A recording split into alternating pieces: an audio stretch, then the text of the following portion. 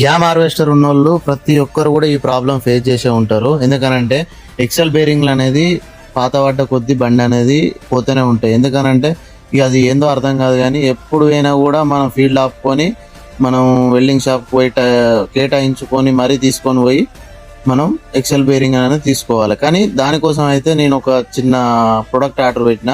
దీంతో అయితే బేరింగ్ అలగా వెళ్ళిపోతుంది. ఒకవేళ పాత బేరింగ్ తీసుకోవాలన్నా కూడా వెంబడే వస్తుంది. ఎందుకంటే ఇది చాలా స్ట్రగుల్స్ ఫేస్ చేసినాకనే ఇది నేను ఆర్డర్ పెట్టిన. ఇది చాలా బాగా పనిచేస్తుంది. మీరే చూసారు కదా బేరింగ్ ఎంత బాగా వచ్చిందో. వీళ్ళందరూ కూడా ఖుషి అవుతారు.